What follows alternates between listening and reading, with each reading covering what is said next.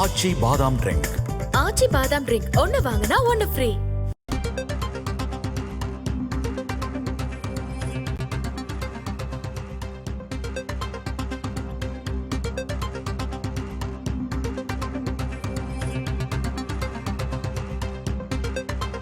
நாம் தமிழர் கட்சி தலைமை ஒருங்கிணைப்பாளர் சீமான் ஒரு குற்றச்சாட்டை முன்வைத்திருக்கிறார். நீட் தேர்வு தொடர்பாக வட மாநிலங்களில் புத்தகத்தை வைத்தே நீட் தேர்வு எழுதக்கூடிய சூழல் இருப்பதாக அவர் விமர்சித்திருக்கிறார். இது தொடர்பாக அவர் பேசிய காட்சிகளை தற்போது பார்க்கலாம். இந்தியா முழுமைக்கு மாணவர்கள் நீட் தேர்வு எழுதுறாங்க. என் மாநிலத்தில் மட்டும் ஏன் இந்த கொடுமை நடக்குது? இந்தியாவில் எந்த மாநிலத்தில் என் பிள்ளைகளுடைய துப்பட்டாவை எடுக்கிறான், பூணூலா இருக்கிறான், தலைமுடியை விரிச்சு விடுறான், முழுக்கை போட்ட சுடிதார்னா அரக்கையா வெட்டுறான், உள்ளாடையை எந்த மாநிலத்துல கலட்டுறான்? என் பிள்ளையோட உள்ளாடையை கலட்ட நீ யார்? எது கலட்டுற? அந்த தேர்வு நடத்துற ஆணையர் அந்த மேற்பார்வையில் கடத்துற காவல்துறைக்கு என்ன வேலை? மனச்சான்றோட இந்த நாட்டு மக்கள் இதை யோசிக்கணும். இதை நீட்டு வேணாங்கிறாரு, இப்படிலாம் பேசக்கூடாது. மூக்குத்தி தோடு எவ்வளவு எவ்வளவு எவ்வளவு பெருசு இருக்கும்? மூக்குத்தி அறிவார்ந்த மக்கள் செஞ்சு பாருங்க. இந்த மூக்குத்தி எவ்வளவு பெருசு? இந்த மூக்குத்திக்குள்ள பிட்ட கொண்டு போய் பார்த்தெழுதிட முடியும்னு நம்புதா அந்த சமூகம்? நம்புதா? ஏன் அங்க கண்காணிப்பு கருவி சிசிடிவி கேமராவை வை. அப்ப மேற்பாளர்கள் சூப்பர்வைசர் இருக்கான்ல, அவன் என்ன பண்ணிட்டு இருக்காரு? அவர் என்ன பண்ணிட்டு இருக்காரு? பார்த்து எழுதும் போது அப்படிக்க மாட்டாரா? இந்த தோடுக்குள்ளைய மூக்குத்திக்குள்ளைய நீ பிட்ட மறைச்சு கொண்டு எழுதிட முடியும்னு நம்ப சொல்றேன். ஆனால் இந்த ஓட்டு போடுற பெட்டி இவ்வளவு பெரிய பெட்டிக்குள்ள ஒண்ணும் செய்ய முடியாதுன்னு நம்ப சொல்றேன். இது சரியா பதிவு நடக்குங்கிற இந்த மூக்குத்திக்குள்ள பிட்டு கொண்டு போய் எழுதிடுவான்னு என்னை நம்ப சொல்றேன். அருணா கொடியா இருக்க சொல்ற, பூணூலா இருக்க சொல்ற, தாலியை கழட்ட சொல்ற. இதெல்லாம் ஒரு ஜனநாயக நாடா? ஏன் எனக்கு படிக்கிறது இந்த நாட்டில் மட்டும் நான் விரும்பிய கல்வியை கற்கிறது ஏன் எனக்கு இவ்வளவு கடினமா இருக்கு?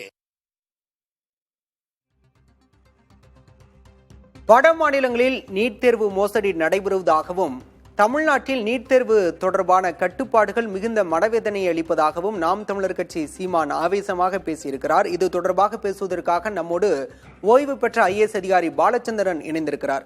சார் வணக்கம். நீங்க சீமான் பேசியிருப்பதை பார்த்துருப்பீங்கன்னு நினைக்கிறேன். சீமான் ஒரு ஆதங்கத்தோட குறிப்பிடுறாரு, இத்தனை கட்டுப்பாடுகள், ஒரு தேர்வுக்கு மூக்குத்திய பிடுங்கிறது, உள்ளாடைகளை கலற்ற சொல்றது, இந்த மாதிரியான கட்டுப்பாடுகள்லாம் மாணவ செல்வங்களை ஒரு மிகுந்த மன உளைச்சலுக்கு ஆளாக்கும். இத்தகைய கட்டுப்பாடுகள் தேவையா அப்படின்னு ஆதங்கத்தை முன்வைக்கிறாரு. எப்படி சார் பாக்குறீங்க? இல்ல, அவர் சரியாத்தான் சொல்லியிருக்காரு. கொஞ்ச நாளைக்கு முன்னாடி 5ஆம் மைன்னு ஒரு படம் வந்தது. அந்த படத்துல வந்து நீட்னு பேர் சொல்லாம இந்த நீட் எக்ஸாம்ல என்னென்ன கொடுமைகள்லாம் அன்னைக்கு நடந்ததுன்னு சொல்லியிருந்தாங்க. அதே கொடுமைகள் இப்ப மறுபடியும் வந்து தொடங்க ஆரம்பிச்சிருக்காங்க. முதல்ல நீட்டே ஒரு கொடுமை. ஏன்னா இந்த நீட் வந்து ஒரு எல்லாருக்குமான சரியான ஒரு பொது தேர்வு கிடையாது. ஒரு சிலபஸை வச்சுக்கிட்டு மற்ற எல்லா சிலபஸ்ல படிச்சவங்களையும் அதே சிலபஸை வந்து எழுத வைக்கணும்னு சொல்றதே வந்து நேர்மை கிடையாது. அது தவிர நீட்ல வந்து மொத்தம் 30,000 சீட் இருக்குன்னா 3 லட்சம் பேருக்கு செலெக்ஷன் கொடுக்கறது எந்த விதத்துல நியாயம்? அப்போ யார் வந்து 82 மார்க் எடுத்தவருக்கு வந்து செலெக்ஷன் ஆனாலும் அவருக்கு வந்து கேப்டேஷன் ஃபீ மாதிரி ஒரு பெரிய ஃபீ கட்ட முடியலன்னா 41 மார்க் எடுத்தவரையும் செலக்ட் பண்ணி விட்டீங்கன்னா அப்ப இந்த 41 மார்க் எடுத்தவருக்கு பணம் கட்ட முடியும்னா அவர் பணம் கட்டிட்டு போறாரு. மெரிட் எங்க இருக்கு? நீட்டு எதுக்காக கொண்டு வந்ததா சொன்னாங்களோ அந்த ஒரு நோக்கம் கூட இன்னைக்கு வந்து நிறைவேற்றப்பட்டது கிடையாது. இந்த லட்சணத்துல இது மாதிரி வந்து இவங்க வந்து மாணவர்களை வந்து சைக்கலாஜிக்கலி தேர் புட் இன்டு பிரஷர். பூணூலா இருக்கிறதுங்கிறது எந்த விதத்துல நியாயம்? தாலியை கழட்டு சொல்றது எந்த விதத்துல நியாயம்? அப்ப இது கூட அவங்கள்ட்ட டெக்னாலஜி இல்லையா?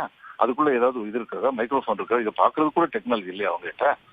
இப்ப மற்ற வட மாநிலங்கள்ல வந்து இந்த மாதிரியான கம்ப்ளைண்ட்ஸ் வராத பட்சத்துல அப்படிப்பட்ட செயல்கள் அங்க நடக்கலன்னு நம்ம யூகிக்க வேண்டியிருக்கு. நமக்கு உறுதியா தெரியாத போது இப்படித்தான் நம்ம சொல்ல முடியாது. ஆனா அங்கேயும் இது மாதிரி ஒரு கொடுமையான ஒரு இது நடந்திருந்தா, செக்கிங் நடந்திருந்தா அங்கேயும் ரிப்போர்ட் பண்ணியிருந்திருப்பாங்க. அப்ப அப்படி எதுவும் ரிப்போர்ட் வராத நேரத்துல தமிழ்நாடு, கர்நாடகா இந்த மாதிரியான இடங்கள்ல மட்டும்தான் அப்படி நடக்குதுன்னா எதுக்காக வேண்டி நடக்குது? இதுக்கெல்லாம் வந்து எந்த நீட்டை நடத்துறவங்க இருக்காங்களே அவங்களுக்கு இந்த நியூஸ் எல்லாம் போய் சேரது இல்லையா? இதை பற்றி என்ன கம்ப்ளைண்ட் பண்ணாலும் அதை பற்றி சத்தம் போடாம இருந்துட்டா எல்லாம் சரியா போயிடும்னு சொல்லி நினைக்கிறாங்களா ஆள்றவங்க வந்து? இது ரொம்ப தவறான ஒரு செயல். மாணவர்களுடைய எதிர்காலத்தை வந்து பரீட்சை எழுதுற அந்த 3 மணி நேரத்துக்கு போறதுக்கு முன்னாடி மாணவன் வந்து அமைதியான மனநிலைமையோட போகணும். அந்த அமைதியை குலைக்கிறது வந்து எந்த விதத்துல நியாயம்? நிச்சயமாக இது கண்டிக்கப்பட வேண்டிய ஒரு செயல், அதுல சந்தேகமே கிடையாது. இல்ல, தொடர்ச்சியா நீட் தேர்வுக்கு எதிராக தமிழகத்துல எதிர்ப்பு குரல் இருக்கு. இந்த நீட் தேர்வே வேண்டாம் அப்படிங்கிறது தமிழக அரசோட நிலைப்பாடும். சீமான் சொல்றாரு, ஒரு தனியார் நிறுவனம் தான் இந்த தேர்வு நடத்துது, ஒரு தேர்வை கூட நடத்த முடியாத அரசு எப்படி வழி நடத்த முடியும் அப்படிங்கிற கடுமையான குற்றச்சாட்டு முன் வச்சிருக்காரு. இல்ல, அதாவது பிரான்சைஸ் கொடுக்கறது வந்து தவறு இல்லை. எல்லாமே வந்து எல்லா வேலையுமே வந்து அரசு செய்யணும் இல்லை. அரசு கொள்கை முடிவு எடுத்துட்டு அதை வந்து ஒரு இதற்கான தகுதியானவர்கள் சொல்லி நினைச்சாங்க. இன்னைக்கு பாருங்க, பாஸ்போர்ட்ல வந்து விசா எடுக்கிறதுக்குலாம் ஒரு காலத்துல அந்தந்த எம்பசி தான் போய்கிட்டு இருந்தோம். ஆனா இப்ப விசா நடைமுறையை வந்து சில பேர்த்த வந்து இது பண்ணிருக்காங்க, டெலிகேட் பண்ணிருக்காங்க, அவங்க பண்ணிட்டு இருக்காங்க. அதுல தவறு இல்லை. அப்படி தவறு இல்லாத வரைக்கும் தவறு இல்லை. ஆனா இப்படிப்பட்ட தவறுகள் நடக்கும்போது யாருக்கு பிரான்சைஸ் கொடுத்தாங்களோ அவங்களையே கேள்விக்குரியவங்களா ஆக்கணும். இது ரொம்ப முக்கியம் நினைக்கிறேன் நான். நன்றி சார், நன்றி. இணைப்பில் வந்து உங்களுடைய கருத்துக்களை பகிர்ந்து கொண்டமைக்கு. ஆச்சி பாதாம் ட்ரிங்க். ஆச்சி பாதாம் ட்ரிங்க் ஒன்னு வாங்கினா ஒன்னு ஃப்ரீ.